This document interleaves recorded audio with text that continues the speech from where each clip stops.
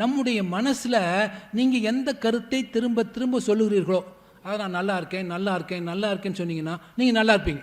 நீங்கள் நிறைய பேர் கையில் காசு இல்லாமல் சுற்றிட்டு இருக்காங்க பார்த்தீங்களா, அவங்களுக்கு ஒருபோதும் காசு கிடைக்காது, அவங்க பணக்காரர் ஆகவே முடியாது. ஏன் தெரியுமா?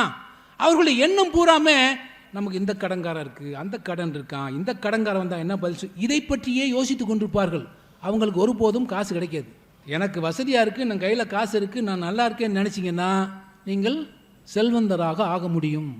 நீங்கள் எந்த ஒரு கருத்தை திரும்ப திரும்ப சொல்லி கொண்டிருக்கிறீர்களோ அந்த கருத்தை மனசில் இருத்தி அதன் வழியில் நடந்தீங்கன்னா இந்த பிரபஞ்சம் உங்களுடைய லட்சியத்தை நிறைவேற்றும் பேசுகிறாங்க. ரகசியம்னு ஒரு புத்தகம். இந்த புத்தகத்தை நீங்கள் படித்தீர்கள் என்றால் இதைத்தான் திரும்ப திரும்ப சொல்கிறார்கள். நீங்கள் மனசில் ஒரு நினச்சி நான் மருத்துவராக, நிறைய குழந்தைகள் இருந்தாங்கன்னா அவங்களுக்கு என்னென்னா நான் மருத்துவராகணும் திரும்ப திரும்ப நீங்கள் நினச்சிட்டே இருந்தீங்கன்னா நீங்கள் ஒரு நாளில் மருத்துவர் ஆகிவிடலாம்.